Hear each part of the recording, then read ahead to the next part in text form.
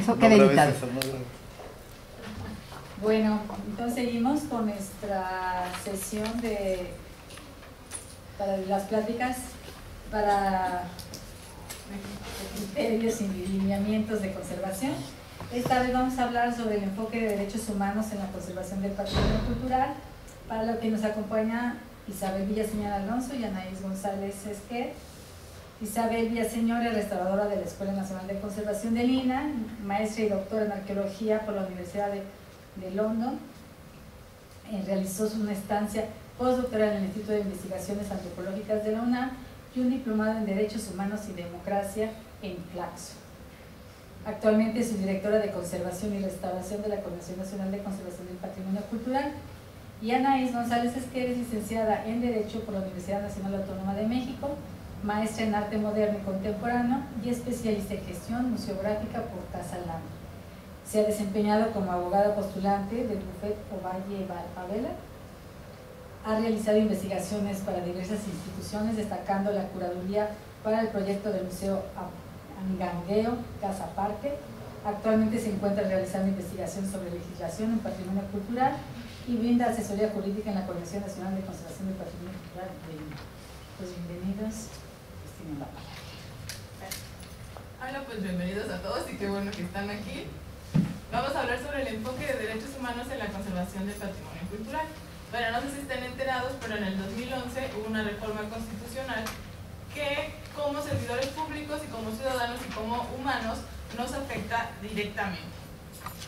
Primero, no sé si sepan como la noticia de que el gobierno de Venezuela, primero Chávez como que amenazó, después Maduro lo hizo, de que abandonaron el sistema americano de derechos humanos.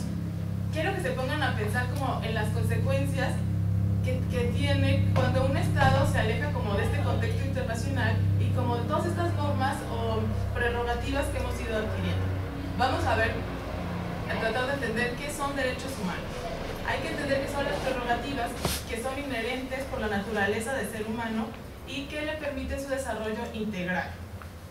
Esto no se da como, no hay que entenderlo como si tenemos estos derechos o no vamos a poder vivir, sino que como nos hemos organizado jurídicamente como una colectividad, como una sociedad, hemos ido creando esta serie de derechos que nos permiten coexistir de la mejor manera.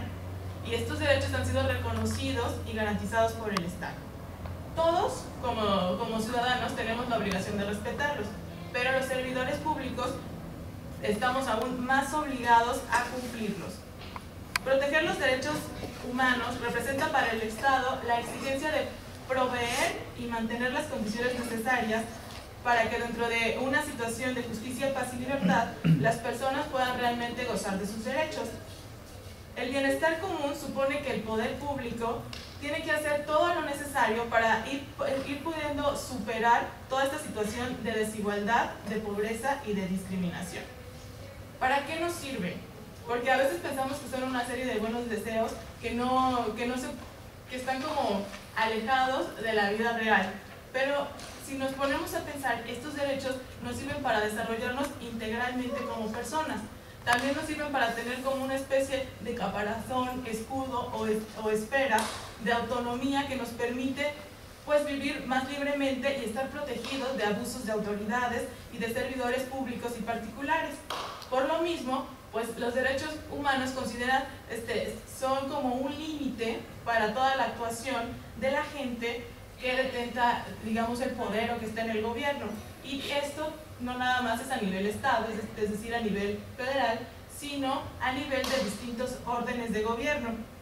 También, y muy importante, y es lo que estábamos platicando, que se trata como de asumirnos, no como, o sea, como titulares de los derechos, pero también hay que exigirlos, y hay que aprender a vivirlos, porque a lo largo de la historia de la humanidad nos hemos dado cuenta que el humano se ha sentido a veces hasta, si nos ponemos a pensarnos en el feudalismo o en las monarquías absolutistas, ahí toda la población pensaba que era súper lógico que nada más uno estuviera en el poder, que a lo mejor hubiera la esclavitud, y hasta decían, no, tú estás loco, ¿cómo puedes pensar que esto puede cambiar o que no lo merecemos? Y entonces los derechos humanos, esta reforma y todo lo que ha acontecido en el devenir de la humanidad nos ayuda a crear canales y mecanismos para poder incentivar la participación e ir creando como ciudadanos que realmente participen en la vida política de sus naciones. En la historia de los derechos humanos se conoce como de primera, segunda o tercera generación, pero no hay que entenderlo como que son de primera, segunda o tercera categoría. Nada más es una como definición, digamos, histórica. La primera generación pues tiene que ver o surgió con la Revolución Francesa a finales del siglo XVIII y los movimientos revolucionarios que se dieron en esa época. Si fueran por sus chocolates que están allá, podrían encontrar algunos de ellos que, por ejemplo, todo individuo tiene derecho a la vida, a la libertad de la seguridad jurídica, los hombres y las mujeres poseen iguales derechos, toda persona tiene derecho a una nacionalidad, todo individuo tiene derecho a la libertad de pensamiento y de religión, todo individuo tiene derecho a la libertad de opinión y expresar ideas. Y vemos cómo estos derechos, que si bien son conocidos como derechos civiles y políticos, van siendo el germen de irnos organizando como sociedad y van originando o desencadenando que nos demos cuenta de otras prerrogativas que también gozamos. También es interesante cómo la reforma constitucional cambia este enfoque de otorgar. Antes el Estado te otorgaba los derechos como si él fuera como una máquina de derechos, como un garante, y la verdad es que no es así, sino que nos pertenecen a nosotros como individuos, y por eso se cambió esta manera de otorgar a reconocer. La segunda generación es la que más tarde Isabel ahondará más profundamente, es la de los derechos económicos, sociales y culturales, y tiene que ver con el Estado Social de Derecho. El Estado Social de Derecho surgió, por ejemplo, con nuestra Constitución de 1917, que fue de las más avanzadas en su época, junto con la de Weimar, donde este constitucionalismo pues trataba de que los derechos sociales, culturales y económicos fueran realmente accesibles y disfrutables. Entre ellos tenemos que toda persona tiene derecho a la seguridad social y a obtener la satisfacción de los derechos económicos, sociales y culturales. Toda persona tiene derecho a formar sindicatos, al trabajo, a la salud física y mental, que las mujeres embarazadas tienen derecho a cuidados y asistencias, que la educación primaria y secundaria es obligatoria y gratuita. Y por último tenemos la tercera generación. Aquí todavía estamos hablando de estados como muy nacionalistas, en la segunda generación, que como que miraban hacia adentro, a proteger a su población hacia adentro.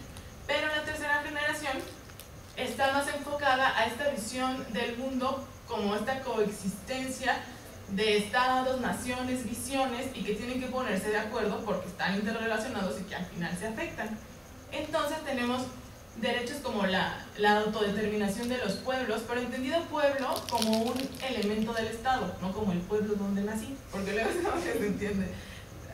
La independencia económica y política de los pueblos, la identidad nacional y cultural, la coexistencia pacífica, el derecho de los pueblos al medio ambiente, el derecho al patrimonio común de la humanidad, que también es muy importante para nosotros en esta coordinación. Y bueno, ¿dónde está como la obligación? Como nosotros como servidores públicos no tenemos de otra más que ir instrumentando esta visión de derechos humanos en todos los proyectos que vayamos haciendo.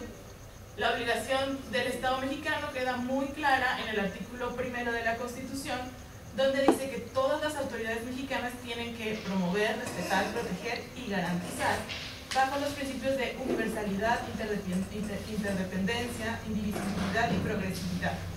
Por lo que se entiende que esta reforma también obliga al Poder Legislativo a ir generando esta legislación secundaria para que no se quede como en el papel, sino que existan como los mecanismos para poder hacerlo.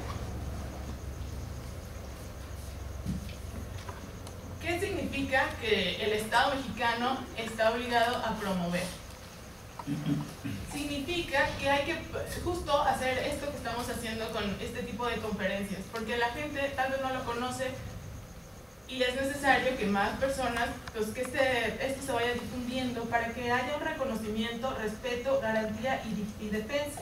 Y como ya mencioné, también hay que ir cambiando la legislación para que puedan hacer más efectivos estos derechos. Respetar los derechos humanos, por otro lado, significa que nosotros como autoridades pues no vamos a ser los primeros en violar los derechos humanos. Entonces, los servidores públicos tienen que abstenerse de cualquier cosa que los viole. Con proteger entendemos que hay que tener medidas preventivas, de carácter preventivas y reactivas para que otros agentes de la sociedad no los dañen, porque no se trata de decir yo como Estado no estoy haciendo nada malo o no estoy violando los derechos humanos, pero estoy viendo que hay, no sé, algún grupo organizado que sí, entonces hay que ir creando mecanismos para que esto no ocurra. Y por otro lado está lo de garantizar. Y entonces nosotros como parte del Estado tenemos prácticas internas que a veces sin darnos cuenta van en contra de los derechos humanos. Entonces tenemos que ir como cambiando y tener como esa visión. O sea, es como en las zonas arqueológicas muchas veces no tomamos en cuenta el factor de ser incluyente con personas con discapacidad, por ejemplo, ¿no? Entonces, en cada acto de autoridad al que hagamos o cada proyecto, hay que ir pensando cómo irlos adecuando a esta visión. Pero lo de las garantías también es de crear mecanismos judiciales por si alguien se siente agraviado, pues que tenga instancias jurisdiccionales a donde pueda acudir. Las acciones que el Estado mexicano está obligado a implementar en materia de derechos humanos son tomar medidas sin discriminación alguna. ¿A qué se refiere como que sin discriminación alguna? O sea, que no vamos a favorecer unos derechos y otros no, sino que tenemos que tratar de verlos como un bloque, como un conjunto de derechos y tratar de armonizarlos en nuestro quehacer. Otra cosa que podemos hacer en cuestión del derecho al acceso a la cultura es un diagnóstico de en dónde nos encontramos y hacia dónde podemos llegar, establecer metas e ir siendo como progresivos en cumplirlas. También ir implementando recursos legales para que de hecho se cumplan. Un ejemplo de esto podría ser la reciente reforma a la Ley Federal de Monumentos, donde ya por fin quedó clara la garantía de audiencia, porque las autoridades no pueden como menoscabar el patrimonio de un ciudadano sin que éste sea oído y pueda ofrecer pruebas, y esto a veces en el proceso de declaratoria no quedaba claro y pues ya quedó subsanado con la reciente reforma.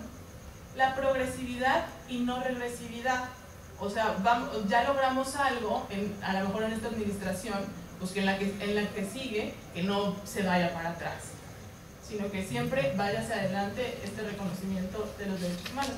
Los recursos, aquí, porque mucho es en realidad de lo que hablamos, hacemos lo que podemos hacer con los recursos que tenemos, y de eso se trata.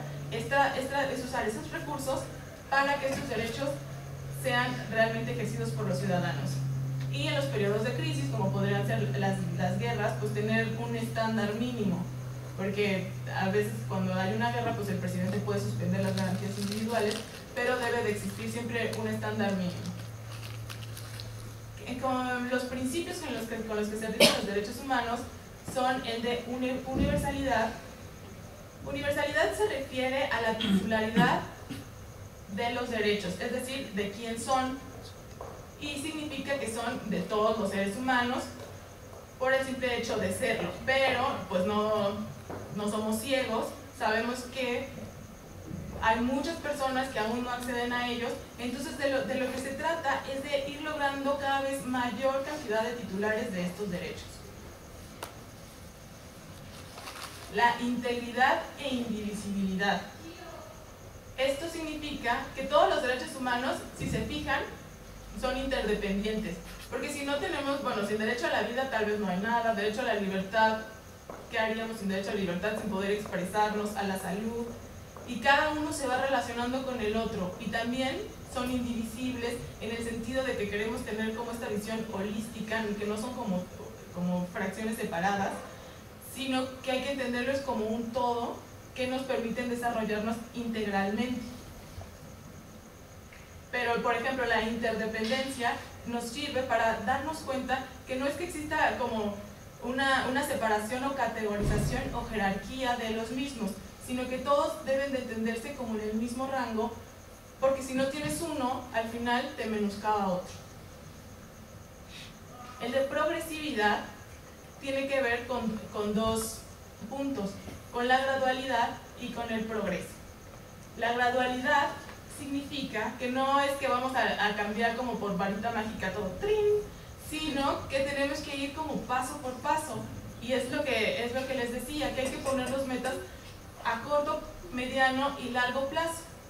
Y el progreso es de ir siempre hacia adelante. Cuando se trata de interpretar estas normas, que eso sí no nos toca a nosotros, sino al Poder Judicial, hay dos principios, que es el principio de interpretación conforme con la Constitución y el principio pro persona. El principio de interpretación conforme a la Constitución quiere decir que cuando hay dos normas que se contraponen en un caso, debe de aplicarse la que esté conforme a la Constitución. En este sentido, pues ya nos podemos dar cuenta que la supremacía constitucional permanece, porque en un primer momento la Corte había sido como demasiado vanguardista y pues había dicho que los tratados internacionales estaban por encima, y después se tuvo que desdecir y dijo que la Constitución está siempre por encima y los tratados, pero esto es importante, solo en materia de derechos humanos, un poquitito abajo de la Constitución, pero casi a su mismo nivel. Y principio de protección más amplio o pro persona quiere decir que, por ejemplo, cuando hay dos normas, ninguna contrapone la Constitución, se debe de escoger la norma que más beneficie a la persona en cuestión. ¿Cuáles son las fuentes del derecho y su orden jerárquico en materia de derechos humanos? Es decir, en dónde podemos encontrar derechos humanos y de dónde van como emergiendo, como de dónde van brotando. En primer lugar, pues la Constitución.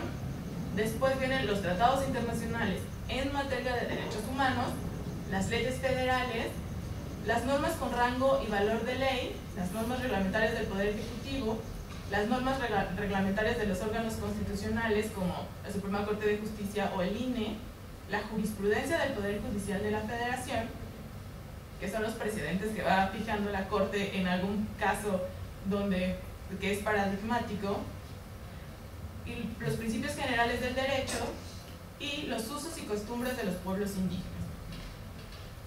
Por otro lado, hay un sistema interamericano de derechos humanos. Y no sé si conozcan, pero existe pues la Organización de Estados Americanos, la OEA.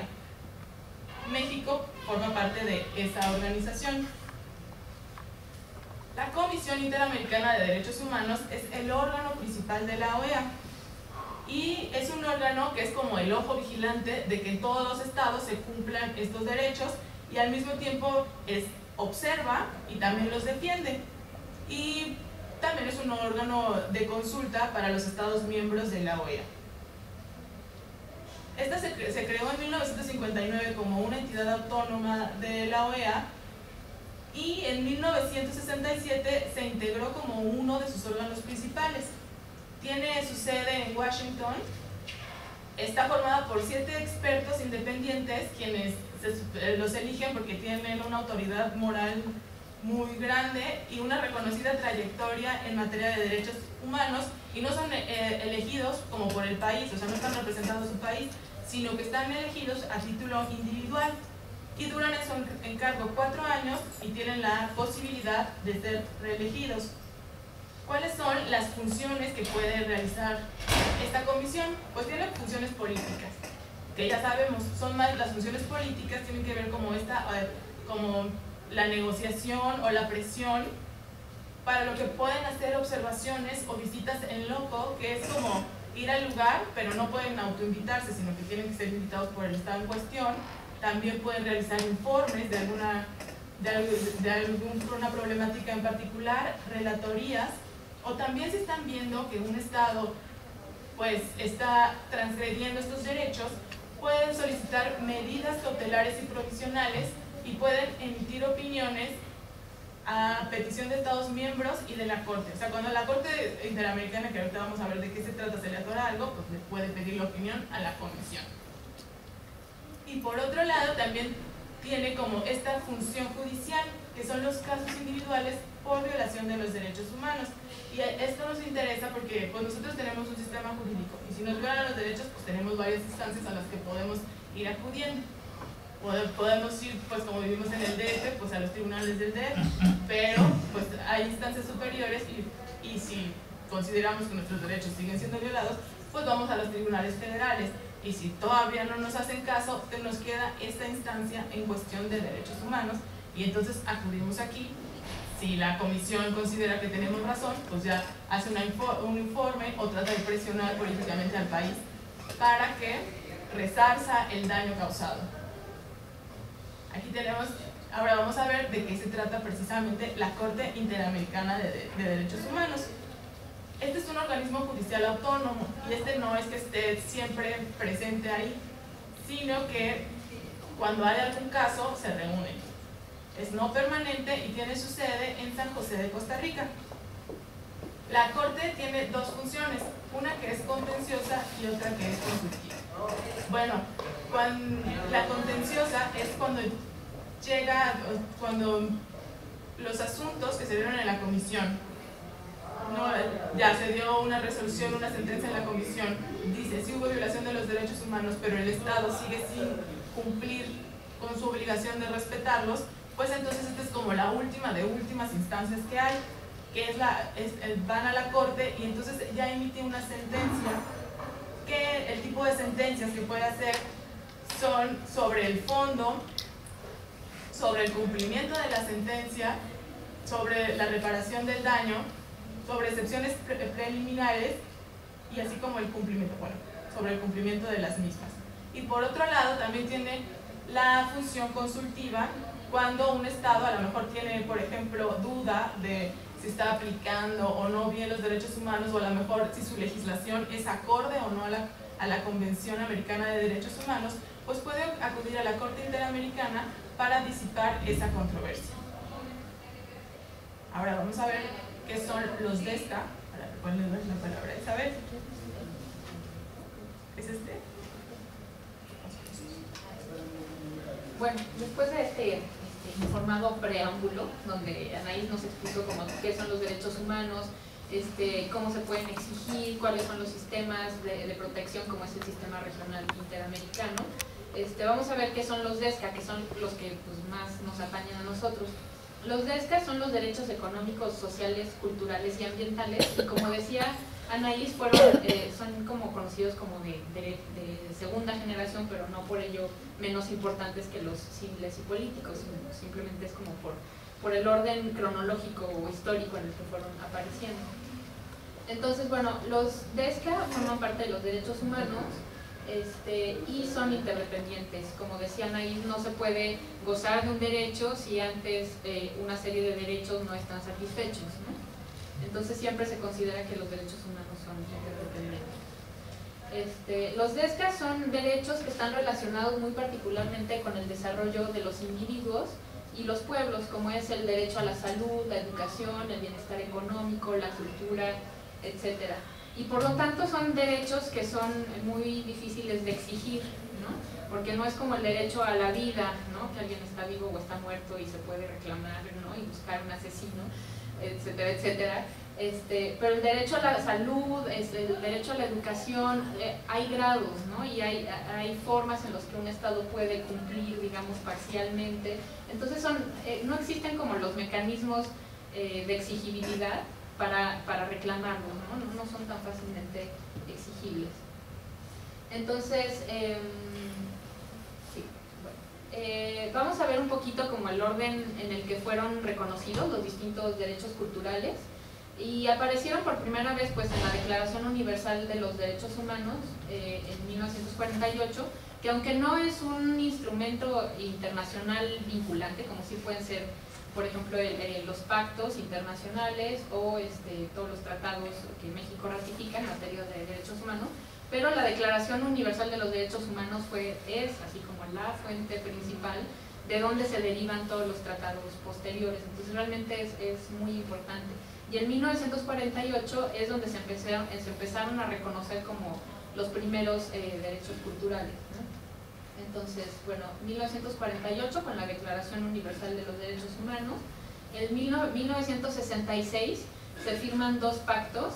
Esto era porque el mundo estaba dividido, ¿no? Por una parte el bloque capitalista, liderado por Estados Unidos, y por otro el bloque comunista o socialista, liderado por la Unión Soviética.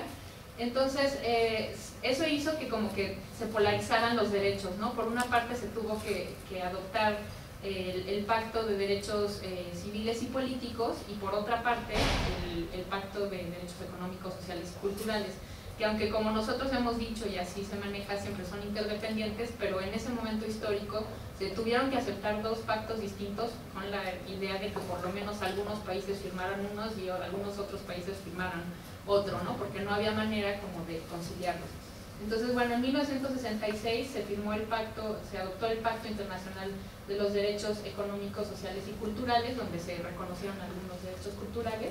Sin embargo, también en el Pacto Internacional de los Derechos Civiles y Políticos se reconocieron otros derechos culturales que también es importante mencionar.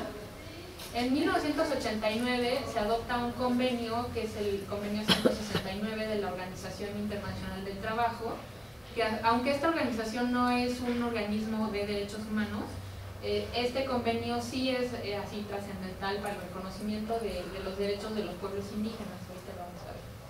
En 2007 se adopta la Declaración de las Naciones Unidas, Declaración de las Naciones Unidas de los Derechos de los Pueblos Indígenas, y otra vez, aunque esto no es un instrumento vinculante, sí es, pues es importante, ¿no? Y tiene una fuerza normativa importante por ser adoptado, pues, por las Naciones Unidas, ¿no?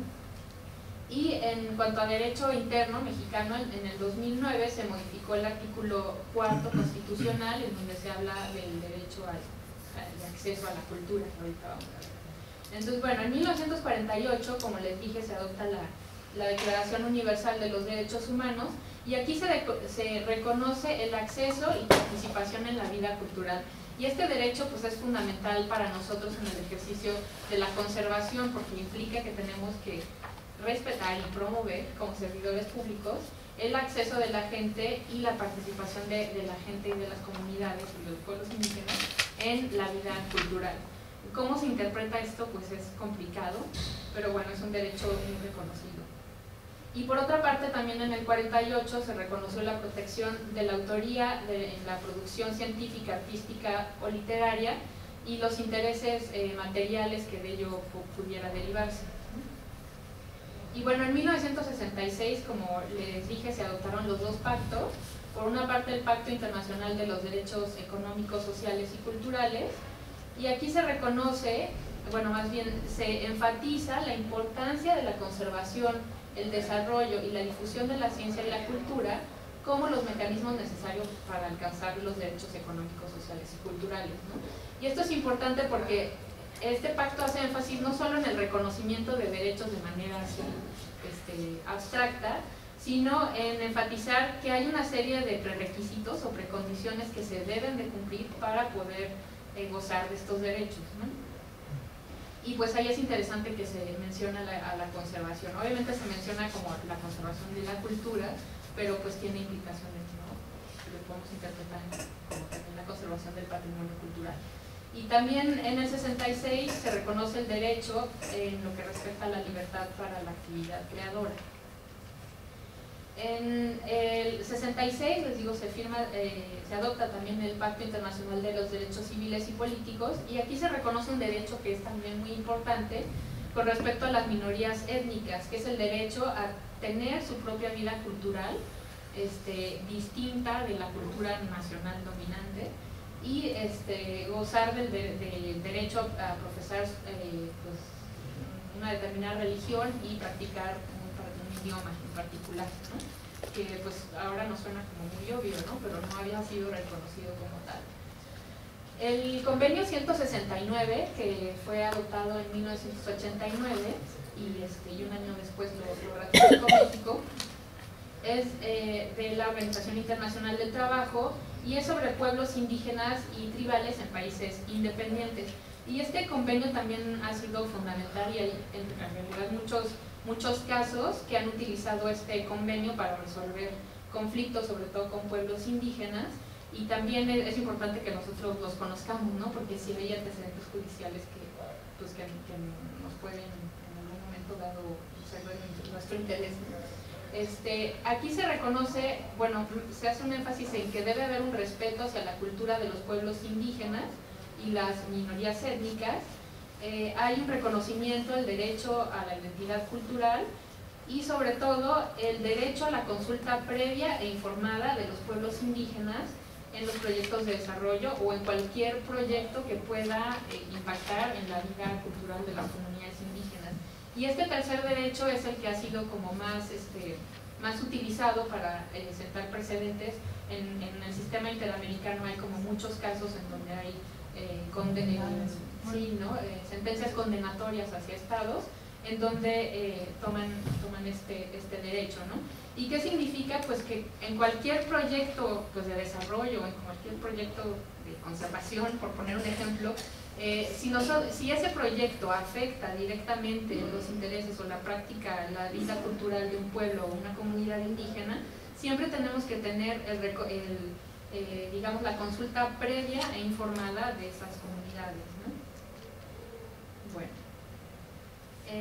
Y este es un caso que se dio y en el que se utilizó este convenio, es el caso Sarayaku, es un pueblo indígena de Ecuador, en donde bueno, el Estado concesionó una serie de territorios, que eran territorios indígenas, a pues, compañías privadas petroleras, ¿no? Y los afectó directamente en sus formas de vida, culturales, etcétera, ¿no? Entonces, pues este caso fue llevado a la Comisión Interamericana y posteriormente a la Corte y se emitió eventualmente una sentencia condenatoria al Estado. Y pues es ilustrativo de pensar también lo que puede pasar aquí a futuro en México, ¿no? Con todas estas reformas en donde se están entregando una serie de concesiones, pues pasa ya con la minería, que hay muchos territorios ya concesionados, a futuro lo que podría llegar a pasar, ¿no? Pero también aplicándolo al ámbito de la conservación, también tenemos que pensar que hay muchos proyectos de conservación o de promoción o gestión o manejo del patrimonio que sí pueden afectar a comunidades indígenas, ¿no? Entonces es importante pues, conocer el reconocimiento de estos derechos y los antecedentes judiciales. En este caso, la determinación fue que se violó el derecho a la consulta previa e informada, y aquí es donde les digo que se tomó en cuenta el convenio 169 de la OIT. Se violó también el derecho a la cultura por estar vinculada, por esta vinculación entre el pueblo y su territorio, ¿no? Entonces, al concesionar un territorio indígena a la explotación petrolera, pues se violenta el derecho a la cultura y el derecho a la identidad cultural por no proteger sitios sagrados y celebración de ritos, ¿no? Bueno, en 2007 se emitió la Declaración de las Naciones Unidas sobre los derechos de los pueblos indígenas, y esta declaración pues es obviamente mucho más vanguardista. Siempre las declaraciones son como un poco más amplias que los tratados, porque precisamente como no saben la ratificación se atreven un poco más pues a reconocer ciertos derechos, ¿no? Entonces aquí esto es digamos, el reconocimiento más amplio que se tiene para los derechos de los pueblos indígenas, y les voy a leer algunos párrafos porque yo creo que aunque no es un instrumento vinculante, sí podría haber como cierto conflicto con la legislación que tenemos vigente a nivel nacional, ¿no? Entonces, por ejemplo, dice: los pueblos indígenas tienen derecho a practicar y revitalizar sus tradiciones y costumbres culturales. Ello incluye el derecho a mantener, proteger y desarrollar las manifestaciones pasadas, presentes y futuras de sus culturas, como lugares arqueológicos e históricos, objetos, diseños, ceremonias, tecnologías, artes visuales, interpretativas y literaturas. Entonces, aquí les está dando un peso importante, digamos, a la toma de decisiones de los grupos indígenas sobre cómo proteger, manejar y gestionar incluso sitios arqueológicos, ¿no? Que si lo pensamos en la legislación que tenemos, pues es muy vanguardista, porque en ningún momento se reconocen esos derechos, ¿no? Lo que más se reconoce es pues los grupos coadyuvantes que ayudan al INAH en el mandato de conservar el patrimonio, pero no se reconocen estos derechos, por lo menos de forma no tan amplia, ¿no?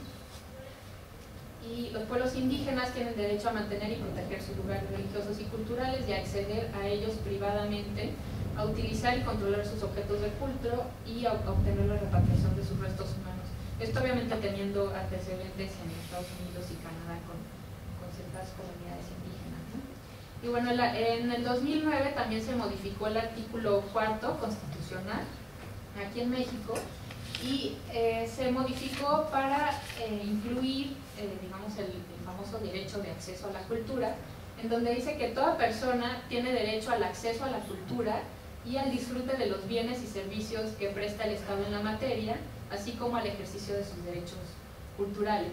Entonces esto suena muy bonito, pero no hay legislación secundaria, porque como ustedes saben, siempre que se modifica la Constitución siempre tiene que haber una ley reglamentaria, porque si no pues todo queda como muy abstracto. Entonces, y esto también es pues difícil de interpretar, porque para empezar, ¿cómo definimos el derecho de acceso a la cultura? Ahí lo que se ha cuestionado mucho es, bueno, entonces, ¿qué entendemos por cultura? Si entendemos por cultura, tenemos una definición antropológica, ¿no? En donde básicamente la cultura es todo, es una serie de creencias, de mitos, de entendimientos del universo, de prácticas culturales, etcétera, etcétera.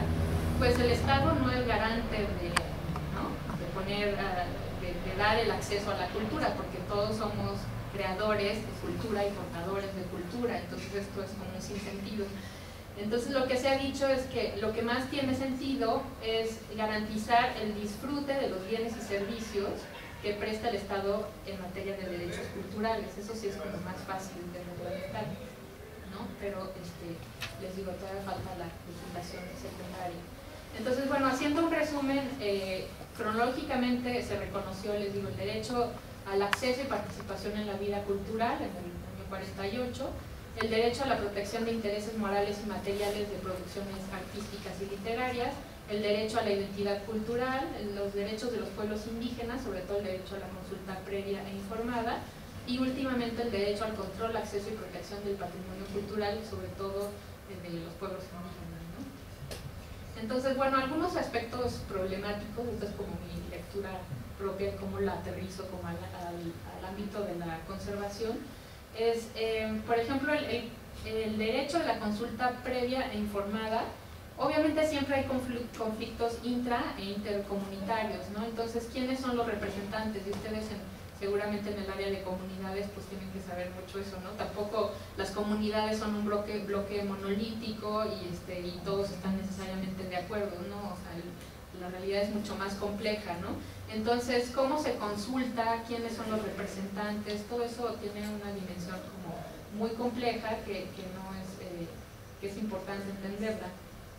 El acceso a la cultura y a bienes y servicios culturales, ¿cómo se puede garantizar? Y ahí les tengo el ejemplo de la Casa Barragán, que aunque es propiedad privada y está manejada por una fundación privada, tiene la declaratoria como monumento artístico de la nación y además está en la lista del Patrimonio Mundial de la UNESCO. Y su entrada cuesta 200 pesos. Entonces también les digo, aunque no es propiedad federal, aunque no la maneja el Estado, pero ¿cómo hacemos compatible esta noción de garantizar el acceso al patrimonio cultural o a la cultura y por otra parte teniendo estos costos, ¿no? Teniendo todas las declaratorias? ¿Realmente eso es compatible o no es compatible, ¿no? Es como mi cuestionamiento. Y bueno, ya un poco a manera de resumen también, el INAH obviamente tiene que involucrar todo el enfoque y la visión de derechos humanos, no solo el reconocimiento y la promoción de los derechos culturales, que es lo que más le toca, sino en general tener este enfoque de derechos humanos porque pues, es gobierno, ¿no? Es una entidad de gobierno y somos servidores públicos y pues no podemos hacer oídos sordos a lo que ya está en la Constitución y está reconocido plenamente, ¿no? Entonces el INAH realmente tiene que cambiar ciertas prácticas, sobre todo lo que se refiere, por ejemplo, a derechos laborales, finalmente son derechos económicos y sociales y por lo tanto derechos humanos, y pues tiene que empezar a incorporar esta visión de derechos humanos a todos los niveles y en todos sentidos, ¿no? Bueno, conclusiones: el Estado mexicano y sus autoridades estatales están obligados a promover, respetar, proteger y garantizar los derechos humanos, y la obligación de crear mecanismos para que los derechos culturales, sobre todo, sean garantizados. El INAH y la coordinación muy particularmente tienen que promover y respetar los derechos culturales y los derechos de los pueblos indígenas y en general pues incorporar el enfoque de derechos humanos en la labor del INAH y los proyectos de conservación. Bueno, esto es así como una introducción muy amplia, seguramente hay muchas cosas que discutir al respecto, no sé si quieres añadir algo más como conclusión. Pues no, más bien si ustedes tienen algún comentario o les saltó algo o piensan que en qué punto de cumplir estos derechos estamos, sobre todo del derecho del acceso a la cultura como institución. Yo sí quisiera hablar. No, lo que pasa es que el otro día tuvimos una reunión con varias áreas, vinieron monumentos, museos, pero vino el de antropología, de la coordinación de antropología. Y él nos decía que, por ejemplo, para la carretera León-Celaya, no, San Miguel Allende-Celaya, que para hacer el impacto de la carretera, del trazo de la carretera, pues se le pidió al INAH un análisis del impacto. Al momento que se hizo el análisis, pues se hizo el impacto que podía causar a la sociedad, porque era una ruta de peregrinación, pero el área jurídica solamente vio lo de arqueología es lo que va a impactar más.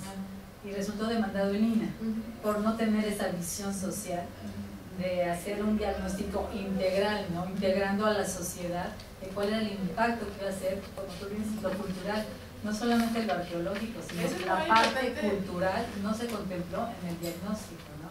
Eso es muy importante lo que tú dices, porque ahora ya no nada más hay que interpretar solo la Constitución y la legislación interna, sino que esta reforma de lo que se trata es de hacer una serie de reenvíos hacia los tratados internacionales. Entonces el INAH ya no puede ser omiso y decir, ay, no los voy a leer, porque flojera, sino que tiene que ir adaptando, o sea, ya la ley, como el INAH es el garante del derecho a la cultura en el Estado, pues tiene que hacer por él mismo esta serie de reenvíos y estar informado y no pensar que como en la ley se privilegia lo arqueológico por encima de todo lo demás, eso es todo lo que hay. Yo creo que sí es muy importante. Sí, y de hecho es la jerarquía normativa que explicó Anaís. Ahí en materia de derechos humanos está la Constitución y los tratados internacionales de derechos humanos, y bueno, dependiendo del caso, a lo mejor un poquito arriba la Constitución. Y abajo de eso están las leyes federales, porque nosotros siempre pensamos la ley federal de monumentos, la ley que rige el patrimonio, sí, pero de hecho arriba de eso están todos los tratados internacionales de derechos humanos. Entonces antes de cualquier cosa, los derechos humanos y abajito las leyes federales. Yo creo que nada más. ¿Quién más sigue? Adelante, de allá para acá. A mí me ha llamado siempre la atención que justo cuando comienzas a trabajar te das cuenta de toda la dimensión que puede llevar a cabo esto de los derechos humanos durante las condiciones laborales, o también hacia la educación de cómo es que pueda tener acceso a la cultura. ¿Qué plan o qué han visto también detectado que sería necesario tener como estos aliados de otras instituciones que también puedan como aumentar esta difusión y como tratamiento a esta condición de que no se conocen y que no está como del todo claro? Sobre todo lo digo también de, si está el INAH y la CNSPC, pues bueno, al fin y al cabo la ENCRIM está adscrita al INAH, entonces, ¿cómo están vinculando esto con las escuelas de conservación? O con alguna otra institución para poder tener como mayor impacto en este tipo de... Bueno, tienes razón, o sea, deberá de haber como más cooperación entre las diversas instituciones de los estados, porque como vemos, como son interdependientes, al final, por ejemplo, cuando en una zona arqueológica como pasó en Tulum, que querían hacer como un desarrollo y al mismo tiempo pues iban a afectar terriblemente al ambiente, entonces fueron como juntos a proteger el INAH y la Semarnat ese territorio. Entonces, bueno, este es un caso que ya se llegó hasta los tribunales, pero yo entiendo que sí tienes toda la razón, que en lugar de ya tener como estas reacciones cuando ocurre un menoscabo, deberíamos de tener estas alianzas y hasta verlo así como de una manera holística, porque por ejemplo el medio ambiente es clave, porque si afectas el medio ambiente de una comunidad cambia su forma de vida y por ende cambia su cultura. Entonces pues nosotros estamos por un lado pues creando como estos foros y dándolo a conocer, pero de que hace falta Sí, no, lo entiendo, porque justo, o sea, tiene mucho mayor impacto que también se harían con otras instituciones. Recuerdo muy bien el caso de la ECO, que tuvo un proyecto muy bonito. Realmente la ECO no iba solo a funcionar como escuela de conservación, iba a tener otras licenciaturas porque su intención era tener un impacto de desarrollo, de revitalización del barrio. Al tener otras licenciaturas, su plan maestro era que justo con un servicio de atención de servicio social como de proyección de titulación en cuestiones antropológicas, iba a tener una revitalización de tener cercano en un barrio que está marginado, a través de otras disciplinas, de poder como revitalizarlo, ¿no? Desafortunadamente ese proyecto era demasiado ambicioso y solo se quedó conservación, pero sí me quedó claro, bueno, los que estuvimos, en su momento que estuvimos cercanos durante el estudio en esa escuela, fue que el hecho de que esté ahí tenía otras implicaciones, ¿no? Y mucho más sociales. Entonces me queda claro que, bueno, también si desde la educación se está como formando esta alianza, como puede tener como mayor impacto y como mayor conciencia, no sé. Y no solo la ECO, sino pues, no necesariamente de conservación, sino pues también de otras instituciones, ¿no? Sí, la educación en general, con este enfoque. Sí, pero a mí lo que comentaba Anaís me parece muy importante, como la cooperación con otras instancias que tengan quizás otro tipo de mandatos, ¿no? O sea, por ejemplo, ahorita que estamos viendo al grupo de megaminería y patrimonio cultural, lo que estamos viendo es que obviamente la megaminería no afecta nada más al patrimonio cultural, ¿no? Afecta obviamente todo, ¿no? El entorno, el agua, la contamina, el paisaje cultural, todo, ¿no? Entonces, si el INAH no establece como este tipo de vínculos, por ejemplo, con otras instancias como la Semarnat, pues difícilmente va a tener un alcance adecuado, ¿no? Porque no podemos ver nada más el impacto de la megaminería nosotros desde el patrimonio cultural y ustedes desde desde la protección del medio ambiente. Pues realmente hay que vincular todo, ¿no? Y con un enfoque de derechos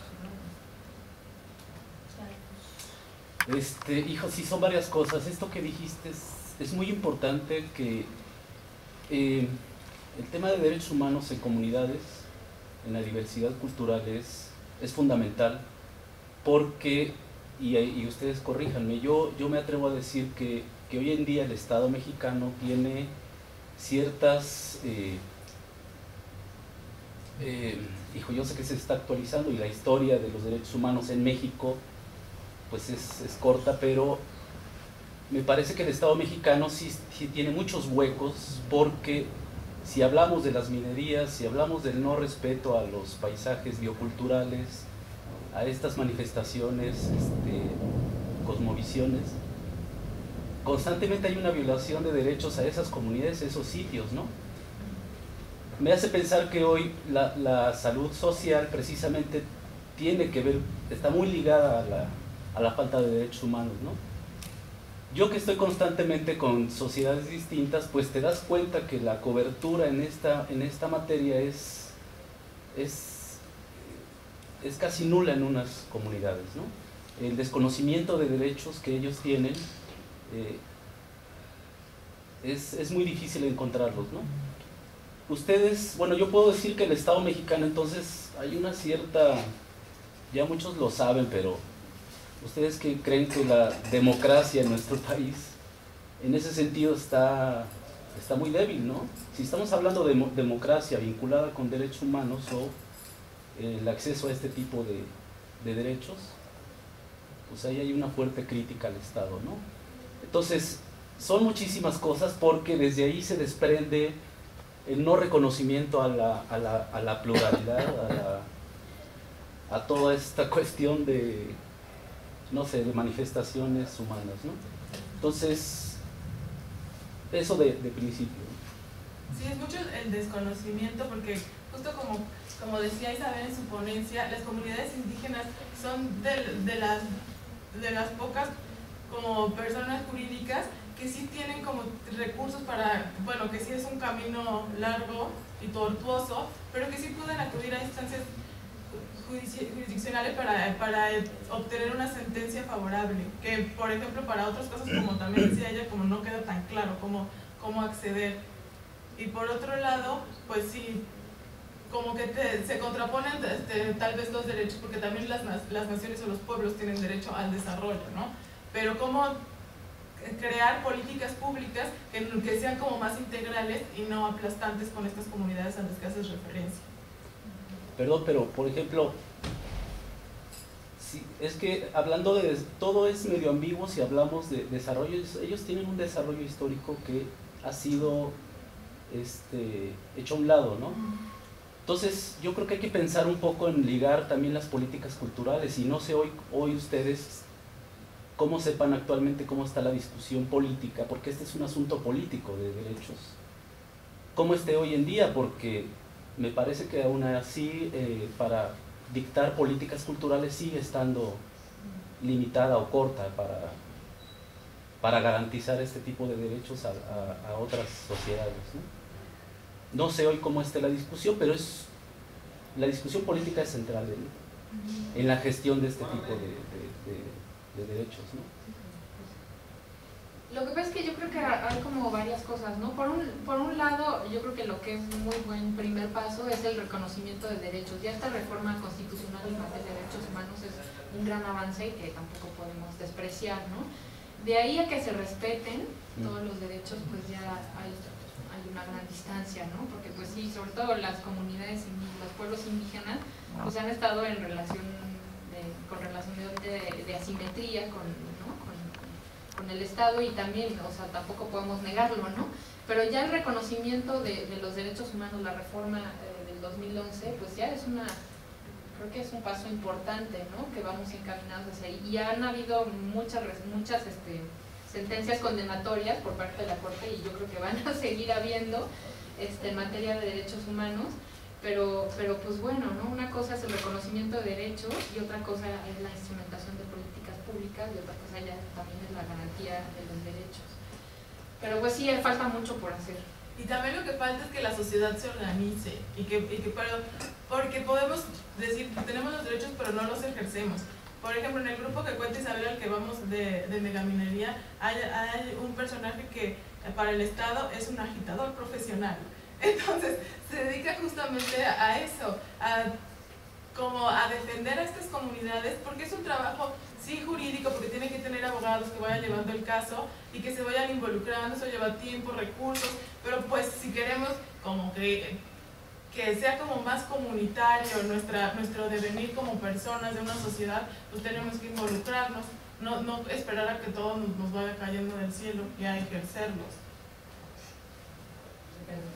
No, bueno, nada más quería comentar que yo creo que también hay que ver el otro lado de la moneda, y lo digo justamente dentro de en estas de discusión que de repente tenemos entre áreas, porque bueno, hay casos ya muy palpables en el INAH y que son opuestos. Lo digo, por ejemplo, en el caso de Yaxchilán, que no sé si algunos lo conozcan, que en donde a la inversa la comunidad se apropia ya de una zona arqueológica, y bueno, todo el impacto que genera, y que no nada más estamos hablando de una cosa, bueno, de una zona arqueológica y de una comunidad, ya se está generando, esas mismas condiciones se están generando en ese mismo sureste, en otras comunidades, y están tratando, o ya se están organizando para eso. Sí, es problemático, claro, tampoco se puede hablar de acceso, ¿no? Irrestricto hacia los pueblos indígenas, porque además, ¿de qué comunidades estamos hablando? No, pero por ejemplo, en Chiapas hay muchos grupos indígenas, ¿no? O sea, en el mismo Palenque hay choles, hay lacandones, entonces, ¿acceso a quiénes, no? ¿De quién es el pasado? Además, porque los lacandones históricamente, claro, ¿no? O sea, también es muy problemático, es mucho más complejo, nada más que hablar de y lo acceso. digo por lo siguiente, porque el INAH está en medio. Finalmente tienes que hacer valer tanto un derecho como también una obligación de respeto al patrimonio. Y lo que también es importante decir es que normalmente hay choques de derechos, o sea, tampoco se puede hablar de que los derechos todos felices, no, o sea, siempre hay intereses y derechos que entran en conflicto, ¿no? O sea, cuando alguien sale a manifestarse a las calles, pues sí es su derecho a la libre opinión y asociación y a manifestación, pero bloqueando las vías de circulación, pues también está afectando a terceros, ¿no? Entonces siempre hay derechos que están en choque, y la verdad es que este enfoque es muy difícil de implementarlo, ¿no? Es mucho más difícil de lo que parece, pero pues se tiene que implementar. Es que sí, perdón, como dice, ¿hasta dónde existe el derecho de los indígenas en perjuicio de otros? O sea, es que todos los derechos van empezando a chocar porque yo tengo este derecho, pero pues yo tengo este otro y estás en mi límite. Claro. Entonces, o sea, ¿cómo ir subsanando todo ese tipo de roces que se van creando, Pues ¿no? sí, ahí es donde le toca al Estado mediar, ¿no? Y a través del INA, en este caso, de resolver conflictos, ¿no? Y ahí es donde también la interpretación de la ley, ¿no? Y el entendimiento de las normas y de la jerarquía normativa, pues es lo que también resuelve los conflictos. Yo creo que al respecto tenemos un rezago de 20 o 30 o 40 años de educación.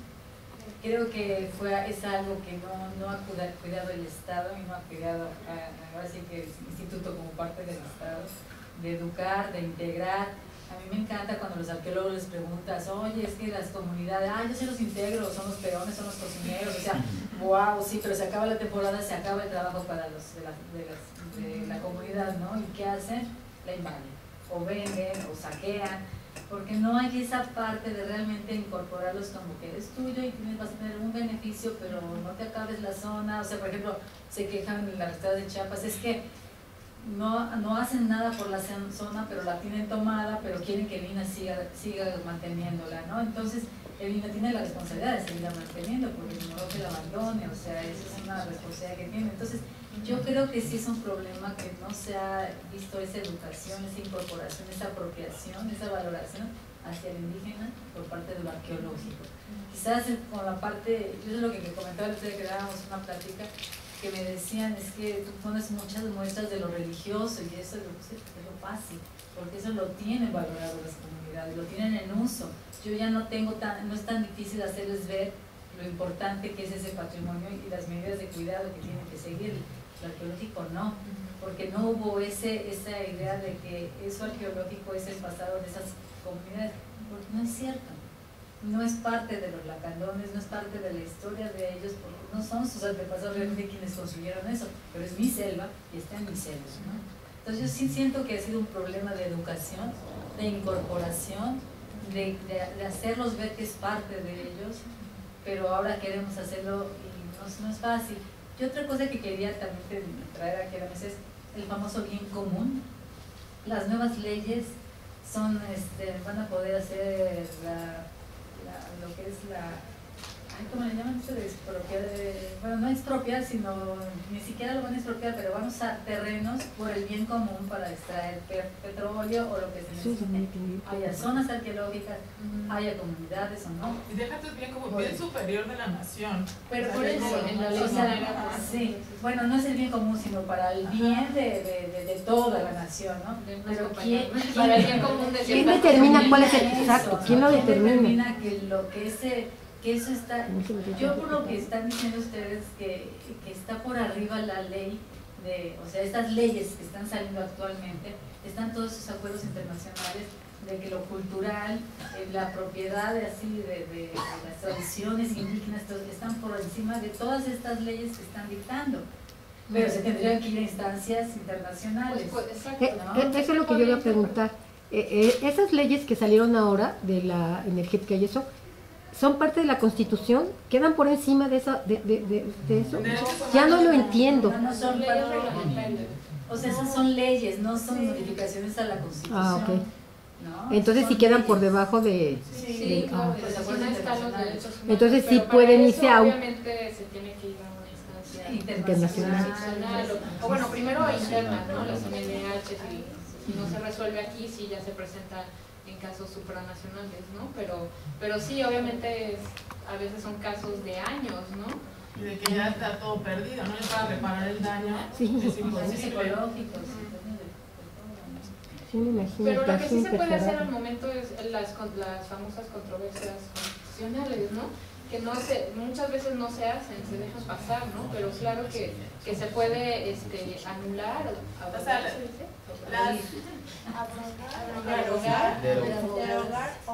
Derogar o abrogar, dependiendo si esto da un fragmento, si va en contra de la Constitución, ¿no? Claro que se puede hacer. Y en el caso de la ley minera, lo que decían ahí, es que dicen que la explotación minera es de interés superior.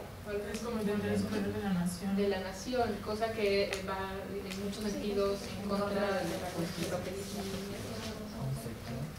Entonces, pues por ejemplo, una Secretaría de Estado que se sintiera como agraviada con esa disposición podría meter una controversia constitucional ante la Suprema Corte de Justicia. Es complicado que lo hace porque justo se trata de políticas públicas, ¿no? Entonces, pues, el gobierno actual se mete en el sí, a veces eso no resulta tan adecuado, a veces está contradictorio meter una porque como bien estamos comentando, ¿no? O sea, van a buscar el bien mayoritario. Vas en contra de la nación. Claro. Entonces, O sea, dentro de ese tipo de políticas, para entender mejor, entran como esto de hacerlas presas de pueblos en los que quedan aislados solo por el bien común de la nación. Sí, sí, por eso tengo que... pero por eso un poquito lo que también mencionabas, se tiene que consensar con los pueblos indios o con la gente del lugar, si no les están dañando pues identidad o elementos culturales. Ahí sí, lo que pasa es que les digo que es como de ida y vuelta. Yo insisto, la educación ha faltado muchísimo, la educación, la valoración de lo que es la cultura mexicana, y cuando hablas de progreso, arrasan en función del progreso y dices, bueno, ¿qué es el progreso y a costa de qué? ¿Qué vas a perder? Ayer había un programa de Japón que después de la Segunda Guerra Mundial se fueron por recuperarse económicamente y arrasaron con todo lo que era verde, ¿no? Y adiós verde, adiós playas, adiós todo eso, y ahora dicen, ¿qué hicimos, no? O sea, 60 años después dicen, arrasamos con todo lo verde. Entonces ahora es a recuperar playas y recuperar zonas verdes en las azoteas, en los camellones, porque por lo que fue el progreso para ellos después de una guerra, se olvidaron de la parte humana y de la parte ecológica, ¿no? Entonces yo siento que eso nos pasa como país, con los que están tomando decisiones. Yo creo que en este momento nosotros podemos tomar decisiones porque estamos en una coyuntura, en un momento donde a lo mejor estamos ocupando espacios, pero sí son políticas que se tienen que retomar, considerando a la sociedad, considerando el futuro, considerando qué queremos porque es que es muy difícil. Yo me acuerdo una vez que vimos un taller en clase de Sor Juana y la maestra, me acuerdo que se lo damos a los maestros, y yo les platicaba de lo que era la identidad y todo, y me decía, ay, sí, tan bonitas que sean las indígenas en Chiapas con sus vestidos, y no se los ponen, digo, sí se los ponen, pero para sus fiestas, déjalas más cómodas con pantalones, mezclilla y tenis, porque están más cómodas en el campo o en las ciudades, en las vallas, vestidas así, déjalas que decidan qué es lo cómodo para ellos y que es su tradición y lo que quieren defender, pero no tenerlas a los indígenas como de museo, ¿no? Sí, estáticos, no evolucionen, ¿no? Pero la cultura es dinámica, o sea, cambia, pero yo creo que falta mucha educación, de retomar muchas cosas. Yo así lo veía ahora que fuimos a Nayarit, cómo se visten con sus trajes, sí, y se sienten tan orgullosos de vestirse sus trajes. Los coras no, los coras nada más es el morral, los que se identifican, ¿no? Pero los huicholes, qué maravilla de trajes, y se visten con sus trajes y se sienten orgullosos de sus trajes. Y en otros lugares han perdido hasta cómo hablan, porque era peyorativo hablar con el idioma original, ¿no? Entonces, creo que el problema es educativo. Ahí sí me parece que tenemos un retraso educativo fuerte. Pero bueno, en resumen es eso, que creemos que el INAH y nosotros como servidores públicos, trabajadores del INAH, sí tenemos que cumplir tenemos que incorporar esta visión de derechos humanos, porque no es como decían ahí, que no es una cuestión de buena voluntad, ¿no? Es una cuestión ya que estamos obligados a cumplir, estamos hablando de los derechos humanos, ¿no? Entonces nada más enfatizar eso, que hablamos mucho de normatividad, ¿no? Que la coordinación es instancia normativa, y en ese sentido debemos de involucrar este enfoque, ¿no? No podemos nada más guiarnos por la ley federal y nos olvidamos de todo lo demás, ¿no? Tenemos que sí, pues entender todo lo que hay arriba, ¿no? Y cómo está la legislación incluso a nivel internacional que aplica a nosotros, ¿no? Pues hasta las cartas internacionales como la de Burgos han considerado a la sociedad, ¿no? Para claro, y es la tema de la vida participativa, ¿no? Pues sí, que también es como un principio de la democracia directa o participativa, ¿no? Porque yo estaba pensando, sí, o sea, los tratados están enfocados hablan de pueblos indígenas, ¿no? Pero pues también lo podemos extender a comunidades agrarias, rurales, no necesariamente indígenas, muchas están mestizadas, ¿no? Y no por eso debemos de dejar de tomar en cuenta estos principios. Bueno, pues muchas gracias. Gracias a todos.